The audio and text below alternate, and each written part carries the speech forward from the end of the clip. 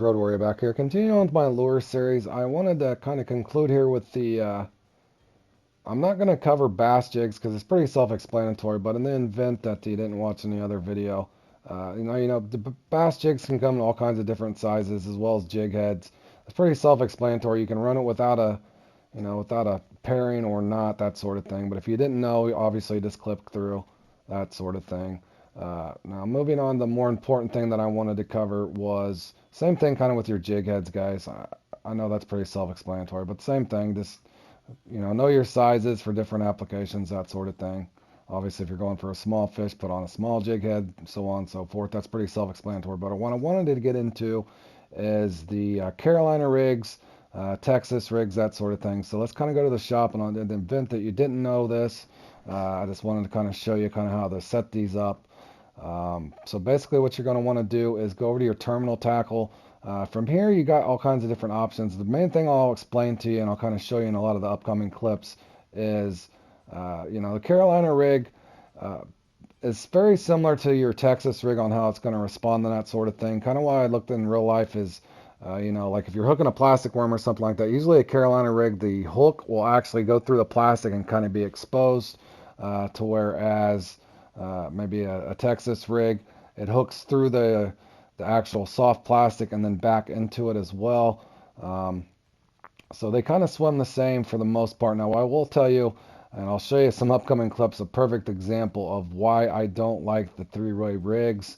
Again, three-way rig, what's going to happen is it's actually separated. If you look at that, the sinker or the weight itself is separated. In other words, it's not in line, it's off to the side. I will show you that in upcoming clips as well. Also, keynote on all these stuff, when you're looking at your drop sinkers are going to go onto your three-way rigs. From there, you're going to want to just kind of match up appropriately depending on what the application is. I'll explain that coming up. Also, again, the bullet sinkers are going to work with your Texas rigs and your Carolina rigs. So kind of the setup, so I'm going to just kind of basically show you here. So basically we got just a Texas rig, again, matching that up appropriately. You could go a little smaller if you wanted to, or larger, just, be close. Most of the setups nowadays, you're just one click down, depending on what you're wanting to do. So in this particular instance, there's the kind of the setup for that. Now, here is the another setup with the three-way rig. As you can see, this actually has a drop sinker. This is a bullet sinker. It's a good idea. Especially, I mainly run the Carolina or the Texas, this depends, but make sure you have an assortment of bullet sinkers or drop sinkers, whichever your thing is. Also, a good note to keep is if you wanted to trim this up, if you're having control issues, you can actually trim these leaders up. Let's say I wanted to trim this. You can play around with that. In other words, it'll have a little less leeway, so to speak, or a little less slack in the line. But in upcoming clips, I'll show you me catching fish and just kind of talk you through some stuff as I go. Okay, guys, starting out here at the Everglades, just running a rig here, Texas rig, and I'm actually again just manual twitching off the bottom with the generic green worm. Like I said, this one's really successful for me, has been in the past.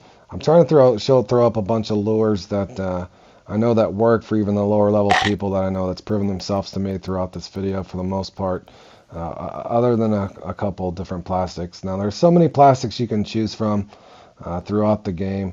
Make sure you're doing your events. Like here's one special one. This is a jelly crayfish. I'm going for the drum here. I know they were good for the decorated drum back in the Christmas thing. That's something I know that the drum love here, just kind of illustrating that. In the event that you have that one, again with the offset 4.0. And again, just briefly covering the jig heads here, just going for a crappie here. Just kind of know your sizes there. You could probably go a little bigger one and wait it out, and probably if you wanted to, and get the unique. But I was just kind of illustrating, just making sure you're matching up your jig heads accordingly. Here I'm starting with an 8.0 offset, going for taming with my thrift store, one of my favorite shads in the entire game, the two-tone green shad. I love that shad for numerous fish in the game. It's a really good all-around soft plastic that I do highly recommend. Also, as well as the glow shad. And again, as you can note here, also, make sure that you're always, working this in. Sometimes you'll even watch how close this is real time here. watch how close the tame-in will come up and hit. Same kind of a thing with unique perch. You'll find, sometimes walk that all the way in, especially if you've had a little nick or a little hit like I did there. I had a little hit. I knew it was still falling. It slowed down in that moment, and sometimes you look how close that hit. That was 30 foot out. That thing actually just was falling. And make sure that you're paying attention to those sort of things. If you get a hit, especially if you get a strike and it's missed, go ahead and reel it all the way into the boat. You might find that it'll hit extremely close. Moving on here, we're going for some musky here at St Croix. And again, you guys have seen me do this before. I'm running an offset 6.0. I cannot put a titanium leader on that. This is actually a rig. Again, I'm not risking anything other than a hook and a shad. Both of those are easily replaceable. Up to you whether you want to do that in a tournament or a comp or something like that. But again, just click that down. Most of the time, you will not get bit off. Again, do that at your own risk. For me, I do think that it does help my bite rate just a little bit. Now, it doesn't mean that you can't get bite with titanium leaders. I understand that, but for me, it's just something I've liked to do, and especially if you're wanting to run an offset 6.0. Obviously you could put on a titanium leader with a jig head, that sort of thing. Again, entirely up to you, but for me, I remember farming back here when they finally released the offsets. I loved coming here and fishing for the muskie with offset hooks. Just a quick review of the net there. All right, moving on to Pariba. Now we're sticking with the offsets, and we're going to go to one of my favorite lures also in the game, way before I had the X Series glow crawl. This crawl here, the glow night crawl at the 6-inch. This thing's amazing for Pima, and the Pariba, absolutely love it here as well. I think you'll find that one worth keeping in your tackle box for sure. As you can see there, first cast. Again, just in this particular instance, I'm running the Carolina rig. Nice 300-pounder there. Now, also what you'll find now, I'm actually using a jig head with a titanium leader on. Again, nothing too impressive with the sharks here, guys. Again, for me, pound for pound or dollar for dollar, my best advice if you're looking to farm, in my opinion, is the deep runner is the way to go. Now, you can go through eventually and get a trophy. Unfortunately, I didn't have a lot of spare time today. I had a little bit of time to put a little bit of this footage together, but I had a long live stream as well as I worked today. So with that being said, I didn't have too much time to go for, but I'm just illustrating here. If you notice again, just determine no matter what lure you're trying to use for sharks or any fish throughout the game.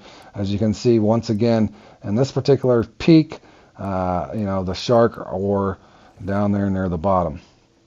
Again, the shad really doesn't matter. As you can see, I'm just going from shad to shad. Now, I do break out my X Series shad here towards the end when I was getting ready to start my stream today. So, nonetheless, I was able to pull in a bull shark, 198-pounder. Okay, now moving on to, here's one thing I want to show you. This is all, I've illustrated this several times. Now I'm using a twin tail spider grub. Here going for the splake and the trout. Always make sure that you're kind of walking that down. Again, as you start learning your way around the rigs, make sure that number one, and first and foremost, that you know how to control what you've thrown out there. In other words, if your sinker's too heavy and it just sinks, you can't control it, you can't keep it off the bottom, you can't have any finesse to your retrieves. That's a big issue. I'll see guys saying they can't keep them off the bottom. Then obviously either trim your Carolina rig or whatever rig that you like the most, Texas rig, three-way rig, trim it down a little bit, or adjust your sinker as well. Both of those two can help you, and you can fine-tune. Again, is there a perfect number to trim them down? More often than not, I usually don't trim mine unless I have a specific circumstance where I'm trying to work in really shallow water, something like that. But that's something, just kind of make it your own. On this right here in particular, I want you to notice one thing here. Look at this, is not edited. Look how quick I get in a unique lake trout off an offset hook on a Texas rig here. It was around a minute. And you know how that can be if you have a bullet spinner, a spoon, or something like that. They're going to shake their head. In other words, with these offset hooks, especially with the Carolina rig and the Texas rig, that hook set in deep, even though that was a little undersized. Nonetheless, that was real time there. I wanted you to kind of pay attention to that, how quick I caught that. Same thing here. As you can see, I've got an offset 8.0 going for a permit with just a glow crawl again. Just a standard glow crawl you can get out of the shop. Again, this is not edited now. It is up close. Nonetheless, you can just kind of see the power of the offset. And again, my anchor wasn't set, but nonetheless, just kind of letting this play out, just kind of showing you towards the end.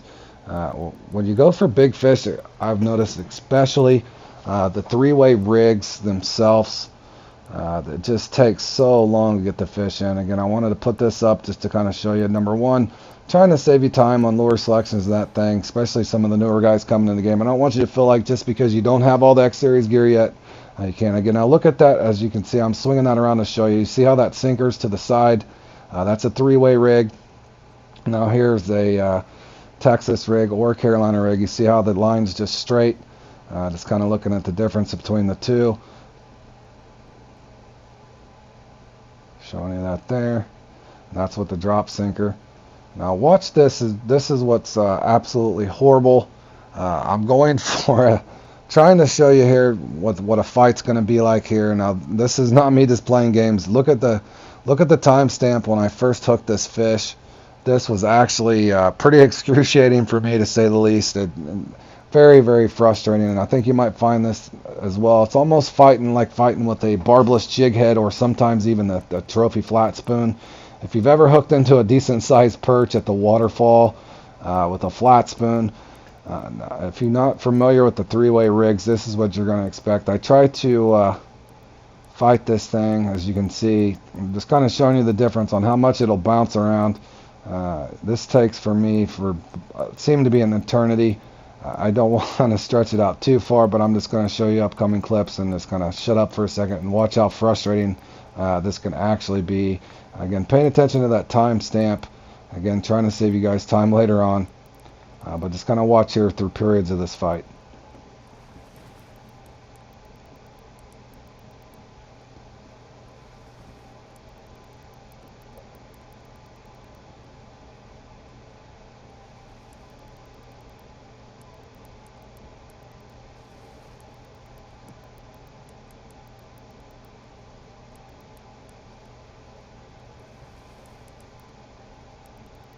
A few moments later.